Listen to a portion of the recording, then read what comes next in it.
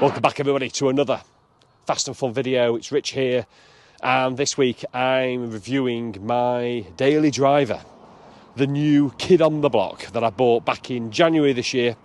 So I've had it now for between 4, nearly 5 months of ownership. I've done about 5,000 miles on it, and I want to take you through an owner's review of the L322 Range Rover, the third generation Range Rover.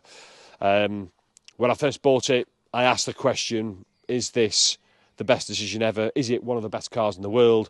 Or actually, have I been completely stupid, moved away from 3 versions of the Mitsubishi Shoguns that I've had over the last 10 years that have been utterly reliable, low cost of ownership, and have been brilliant at was family, daily, workhorses.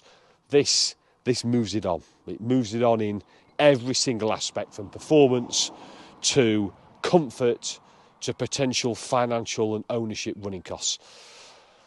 And this is one of many videos that I'll do throughout this year on the L322. But this one, 4 months in, I've covered 5,000 miles. I've taken it up from 124,000 to 129,000 miles. And I want to tell you my initial views. So the L322, they were built between 2001 all the way through to 2012 through various guises, both in petrol and diesel engines, different gearboxes as well, and was never into a petrol because for me it had to give some form of MPG, decent MPG. It was always going to be a diesel, and I think the low down torque of a diesel really suits the nature of these big heavy beasts that come in around 2.6, 2.7 tonne, by the way.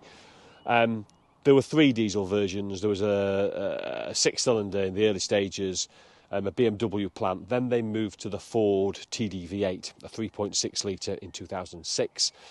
And then in 2010, with just a couple of years left of the L322, they moved to arguably the best. For me, it was the pick of the bunch, the 4.4 litre Ford TDV8, producing a 310-ish brake horsepower, but it was the torque, the sort of 510 pounds-foot of torque, equates to over 700 newton meters, from as low down as 1,500 RPM all the way through to 3,000 RPM. Massive amount of torque, and it's absolutely needed because of the pure size and weight of these L322s. I went for one of the last ones, and I just thought with Land Rover had been producing those for these now for 10 years. I always find, from a reliability perspective, the last of the run, the last of that generation, they tend to be the most reliable. They know how to build these now. They've been doing it for 10 years. On the forums, it seemed to be the 4.4 was the sweet spot, that end of the run. This is a Westminster. So Westminsters came out as a bit of a special edition, parts bin really, special. Largely they were the Vogues, the Vogue SEs added a couple of minor things, top of the range with the autobiographies, and you had the Westminster part bins near the end. But largely speaking, there ain't a lot of difference between any of these. But it was a 4.4 that I wanted. Performance-wise, not bad. Around 7.5 seconds to 60. And for something this big and weighing this much, to accelerate to that shows really good on-road performance. But it wasn't just about that. I need it for towing as well. And that huge wall of 700 newton meters of torque is going to definitely help with regard to towing. And I wanted off-road ability as well. This will go off-road. I've got a couple of paddocks here on the small holding, so it will be doing all those utilitarian jobs that I need. It'll be doing towing, it'll be going into the fields, there'll be farm and sheep food, there'll be a whole range of things that this will be doing. As well as the engines and the spec of the L322, the other thing I also considered was the gearboxes. The early diesels came with a GM Source 5-speed. They then later moved into a ZF 6-speed, but these last of the line, the last couple of years, they moved to the 8-speed, and by it, what a good gearbox that is. It's just smooth transitions between the gears. It's a real sweet gearbox, and we'll have a look when we go inside. Some people didn't like the last couple of years generation of the L322 because it removed the physical gear lever to a rotary dial that comes in and out of the actual centre console. But for me, that 8-speed is what I wanted with the 4.4 TDV8, because I think that for me is the absolute sweet spot of the L322. Sweet spot of already, I think, the right version. This third generation, the last, for me, Range Rover that was a true 50-50 split. It got the luxury, it got the opulence of an executive luxury 4x4, but it still contained and remained its core values as a genuine off-road utility vehicle. The fourth generation, the L405 that came out a year later in 2013, for me, that was the mark. That was the shift where they moved a little bit less away from the ruggedized Range Rover, the box on wheels, to having a few more curves, and it became more of a luxury SUV rather than that all-round Range Rover, the car that can do it all. So for me, not only did I buy what I thought was the best generation and the best value, and we'll come on to values later in the video, but I also think that the last of the line, the Westminster, the 4.4 TDV8, 8-speed auto gearbox, I just think it's the right car for the right money. Right, let's do what I normally do. Let me take you around this particular car. I'm going to tell you, spot the things that's good with it, some things that are not so good with it, and then we'll take it out for a drive on the local roads here in sunny Gloucestershire. So first of all, the car doesn't always come out on video very well, but the Range Rover is a big car. You notice it when you go into car parking bays and you realise you've absolutely got no space. It's got huge presence. It is like very angular in its looks. It's got very up and down lines, but it is, for me, it has huge road presence. And I just think the front of it with the classic, well, this is in classic black, relatively common colour for the Range Rovers. It's not as desirable as some of the other colours, but I like it in black as well. But I just think that the classier look of the Range Rover lettering on the bonnet, it just oozes absolute presence. As I say, ignore the private plate on the front. It's not an 06, it's actually a 2012. And one of the telltales is this grille. Many people don't like this grille. They say it's a bit too blingy for this generation of Range Rover. I disagree. I think it looks really smart. I think it looks really classy in this silver colour, matched off to the lettering and the lighter clear headlights, and I just think it looks really smart. If we go down the side of the car, the alloys, Range Rover, again, embedded. I don't know if you can easily see this Range Rover here, lettering embedded in the alloy wheel. Massive brakes and calipers, clearly discs and calipers and pads. You've got to hurl this brute of a car down. 20-inch alloys are standard, running on Pirelli Scorpion Zero tyres, which is pretty standard fit. There's not a great deal of tyre choice for these cars. It'll be interesting to see what these are like off-road, actually. The side vents, again, a Range Rover symbol that's been around for, as I say, generations. It's a real step for these. This comes with the side steps. Many people don't like the side steps.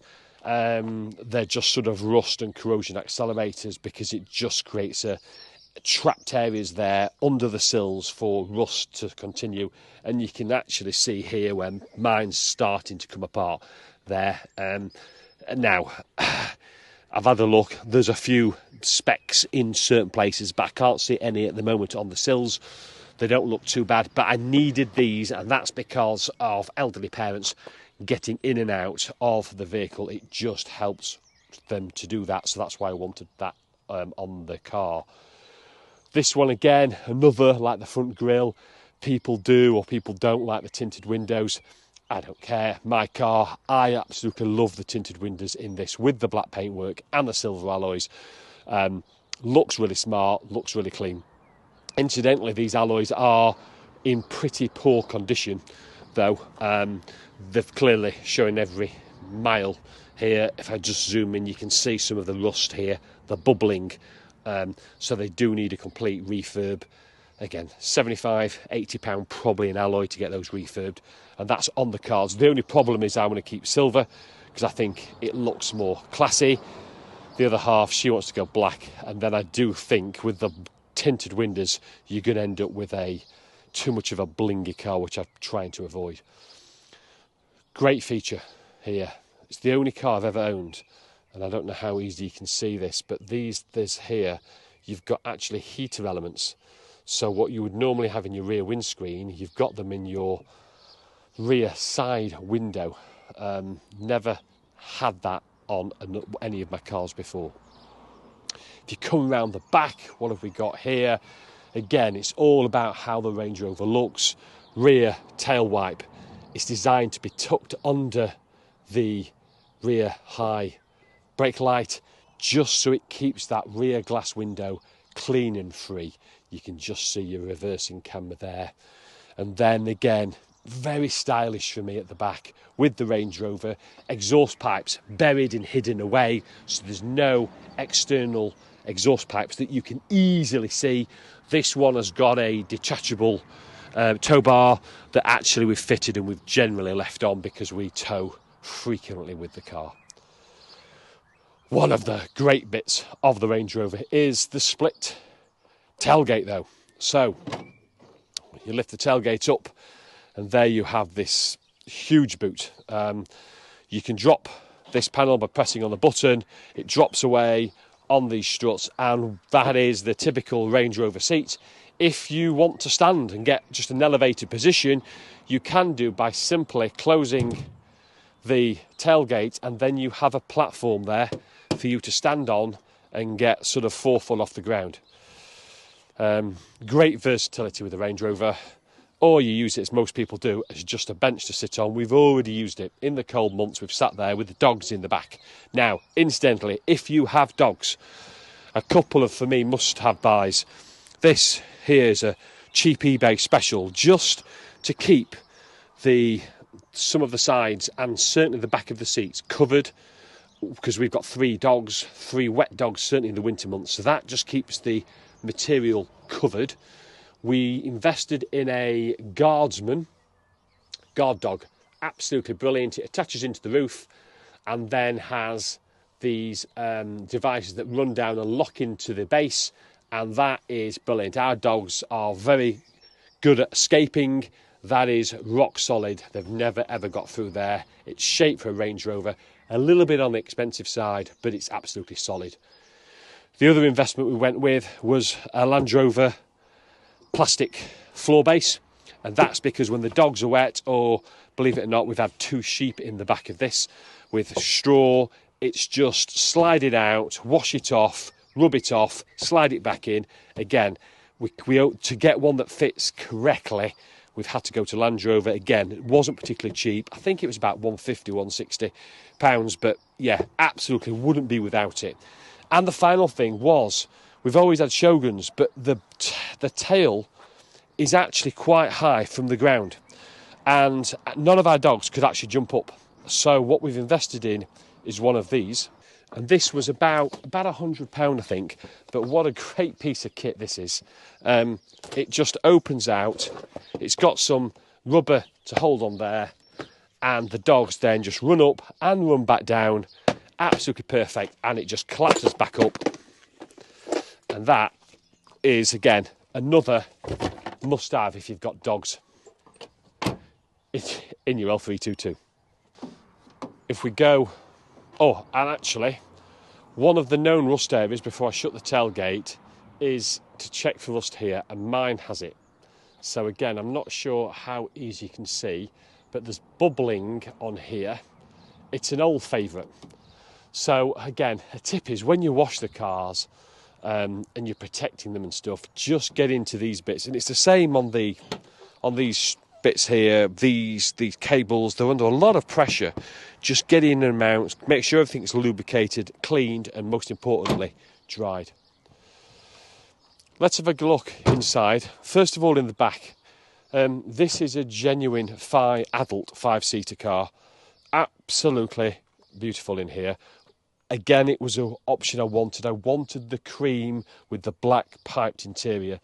These rear seats, if somebody said to me these are just literally a year old, I would believe them. They are immaculate. I think they've hardly been sat in. Absolutely beautiful. What I really, really love is the quality of the floor. The mats in here, again, don't know how easy it is to see, but just look at the thickness there of the carpet, and you've still got your material underneath. It's just, it's like bedroom carpet there to run your feet over. Absolutely beautiful, and that's my driving position. So you could get comfortably 4 6-foot blokes in the back and a small adult in the middle. It really is a genuine 5-seater. If we go into the front, the driver's side. So this car now is at 129,000 miles. This seat isn't bad at all. Lumbar-wise, on the side, some cracking on the wheel. The only proper tear is here on the black piping. You can see there, but otherwise, and some light creasing. But otherwise, it is not bad. For that mileage, I don't think that's bad at all. And then you look around, you'll see, we'll talk about this more when we get in the car, the gear stick now been replaced in the last couple of years in the L322. A lot of people don't like it. Personally, I like it. It's a sort of it's really came from Jaguar. It just emerges from that centre console once the engine starts. I avoided wood. I didn't want wood in there, so again, it's all cream or black with the leather at the top as well. The infotainment system is touchscreen. The display is actually digital. It's got a digital speedo and rev counter, which I'll show you once we take it for a drive. And otherwise, it's just, it oozes class, but functionality as well. So if you look down onto this sort of display here, you've got a whole myriad of options for raising and lowering height of the car, hill descent, high-low ratio, and a whole sequence of different terrain responses, which it'll work your differentials depending on the terrain you're on. It may be gimmicky for some people, but for people that actually are taking the vehicles off the road, it's really important. If you look in the main centre console, heated and cooled seats, you've got your temperature control, but the key thing with all this is the big chunky buttons all around the centre console. And although, of course, it's 12 years old, the infotainment system, but it's still touchscreen and it does what I need it to do. Driver steering wheel, lots of buttons. Again, not one of my favourites, but to tell you the truth, the cruise control works really, really well. And it's just a nice place to be. Seats, memory seats, fully electric as you'd expect.